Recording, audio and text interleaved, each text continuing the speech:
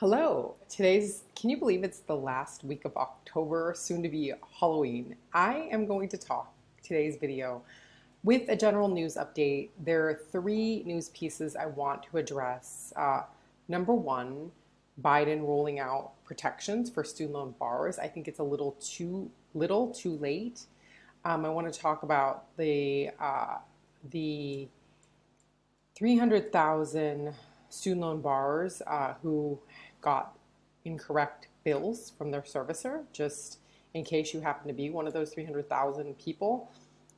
What is it that's happening so that you don't feel alone, but also what is it you can do? And then lastly, I want to talk a bit about what Biden is doing to continue to cancel student loans despite the Supreme Court ruling. Those are the three things I'm going to talk about today.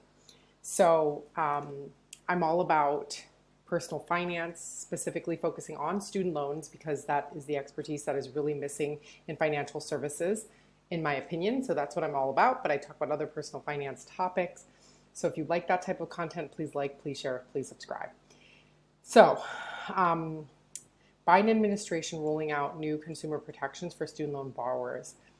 Most of that includes regulating the type of financial aid education colleges have to give students at the point of borrowing, including standardizing the financial aid letter so that parents and families, as well as the student themselves, know how much they're borrowing and the true cost of education, because the true cost oftentimes is hidden. So making it clearer what the expenses are going to be and what does actually need to be repaid, because that is it's a mystery sometimes. Those are the main updates that the Department of Ed is going to roll out to protect student loan borrowers.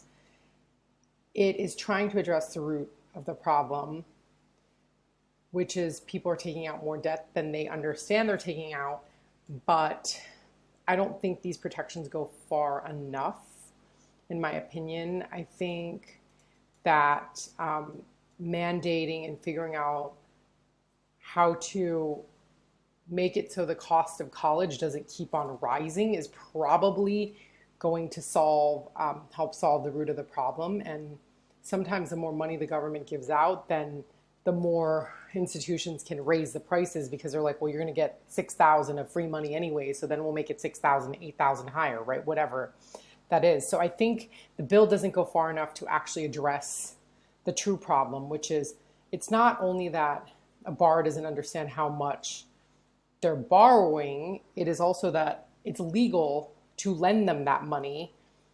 That's what I think the issue is. If we address the true cost of college, and also tackling the legality of lending money, then that will tackle the problem at a much wider. But that's probably more politically charged, and more special group interests like universities will probably not be happy with actually solving the problem. So that's my feedback on that piece of news that came about. The second piece of news is the 300,000 student loan borrowers who got their monthly bills incorrect. It's estimated actually that 305,000 received wrong payments. This includes people who are supposedly supposed to get their loans forgiven, are told you have a payment of like $600 to $1,000 due, despite the fact that they were told their loans are going to get forgiven. That's one type of error. Another type of error is just straight up getting the payment incorrect, just straight up like calculating the payment incorrectly. Another type of error, it looks like, is not accounting for the fact that people are enrolling in income-driven plans and giving them the full standard payment. The mistake impacted, they downplay it by saying it only impacted 1% of 28 million borrowers, blah, blah, blah, blah, blah. But if you're part of that 1%, then obviously it stings more. And I think 1% is still a high amount, considering that we had 3.5 years to figure out how to get someone's payment letter to them correctly. So I think 1% is too high. 305,000 people is just way too many. It causes a lot of anxiety, and people that shouldn't be happening to people. What if we're like, well, 1% of births in the hospital are performed by unqualified doctors? I mean, we would never allow that, right? It's like, I don't know. It just makes me a little angry when we don't treat, if you get a physical laceration, like you hurt yourself, we treat it much more seriously than the mental suffering that we cause people through a poor system. And stress, anxiety, that all affects your mental health, but we don't view mental bruises the same way as we view physical lacerations. And I think that's a mistake, and that's why we have so many mental health problems. But that is a whole nother topic of conversation. I think the Department of Ed sometimes is causing mental health anxiety and suffering that people with student loans have. So I don't want to scapegoat and blame them, but I am. Okay, so whole nother topic though, but that's my opinion. So what should you do if your bill looks incorrect? You should obviously call your servicer. Unfortunately, the wait times are really long. I would recommend messaging them on the portal as well. There's a temporary period where the fact that you aren't paying will not be reported on a person's credit. I still would not recommend that route unless you truly cannot afford it. Just because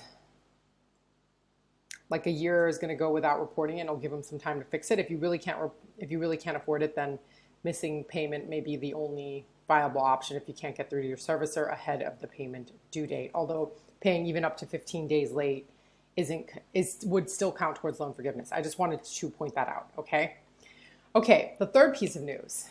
Biden's continuing to cancel student loan debt despite the Supreme Court ruling, but that's because it's canceling student loan debt for specific programs like those that went to predatory, not for-profit colleges, those that actually correctly filed into the public service loan forgiveness program after they got rejected. Those people were owed forgiveness. That's nothing outside of the norm of forgiveness that was already promised.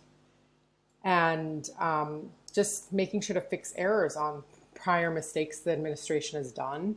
In my opinion, that is not outside of something that they should already be doing. So that is why more student loans are being discharged and forgiven than what, like, you'll hear people that are up in a rage. Why is he still forgiving student loans when the Supreme Court denied it? But that's because these programs have already been in existence. It's not blanket forgiveness of the 10 to 20, which is apparently something that he's trying to bring up again in a different ruling and bill. But that's a whole nother article. That's a whole nother topic of conversation. So again, if you do not know what to do with your student loans, your payments are high, we can give you a completely free analysis and give you advice on what best you should be doing, can help you file at myloansense.com. Please like, subscribe, and share, and we will talk to you again next week.